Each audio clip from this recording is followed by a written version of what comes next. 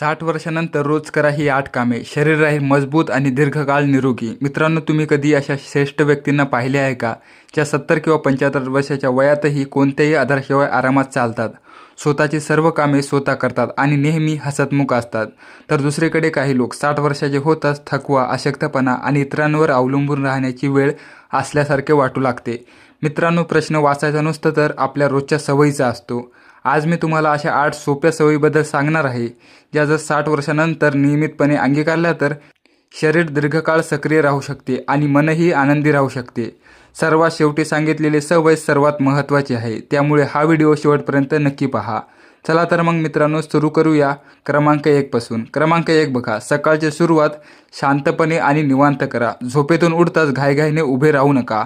सर्वप्रथम 1 ते 2 मिनिटे पलंगावर बसून राहा. दीर्घ श्वास घ्या आणि हातपाय हलक्याचे स्ट्रेच करा. यामुळे शरीर हळूहळू सक्रिय होते आणि दिवसाची सुरुवात अधिक सहज व आरामदायी वाटते. नंबर 2 बघा, दररोज थोडा वेळ चालण्याची सवय लावा. यासाठी महागडी उपकरणे किंवा कठीण व्यायामाची गरज नाही. दररोज 20 ते 30 मिनिटे आपल्या क्षमतेनुसार चालणे ही देखील एक उत्तम सवय आहे. ते घरचे छत असो, जवळची बाग असो किंवा घराचे अंगण. नियमित चालणे शरीर सक्रिय ठेवण्यास मदत करते. नंबर 3 बघा, वेळोवेळी पाणी पित राहा. वय वाढत गेल्यानंतर अनेक लोकांना तहान कमी लागते, पण त्यामुळे शरीराची पाण्याची गरज कमी होत नाही. म्हणून फक्त तहान लागण्याची वाट पाहू नका. संपूर्ण दिवसात थोडे थोडे पाणी पित राहा, जेणेकरून शरीर योग्य प्रकारे हायड्रेट राहील. नंबर 4 बघा, ताटात रंग नाही, संतुलन ठेवा. प्रत्येक जेवणात हंगामी फळे, हिरव्या पालेभाज्या आणि पौष्टिक पदार्थांचा समावेश करण्याचा प्रयत्न करा. फक्त पोट भरणे पुरेसे नसते, तर शरीराला योग्य पोषण मिळणे तितकेच आवश्यक असते. क्रमांक 5 बघा, मेंदूलाही दररोज काम द्या. जसा शरीराला हालचालीची गरज असते, तसाच मेंदूलाही सक्रिय ठेवणे आवश्यक असते. नवीन गोष्टी वाचा, कोडी सोडवा, धार्मिक पुस्तके वाचा, डायरी लिहा किंवा काहीतरी नवीन शिकण्याचा प्रयत्न करा. यामुळे मनही व्यस्त राहते आणि आत्मविश्वास टिकून राहण्यास मदत होते. क्रमांक 6 बघा, आपल्या माणसाशी जोडलेले राहा. वाढत्या वयात एकटेपणा हा अनेक समस्यांचे कारण बनू शकतो. म्हणून आपल्या कुटुंबियांशी, मित्रांशी आणि एखाद्या शेजाऱ्यांशी नियमित संवाद साधत राहा. एखाद्या जुन्या मित्राला फोन लावून त्याच्याशी गप्पा मारा किंवा कुटुंबासोबत काही वेळ बसून मनमोकळे गप्पा मारा. अगदी छोटासा संवादसुद्धा मन हलके करतो. नंबर 7 बघा, आपल्या जुन्या छंदांना पुन्हा सुरुवात करा.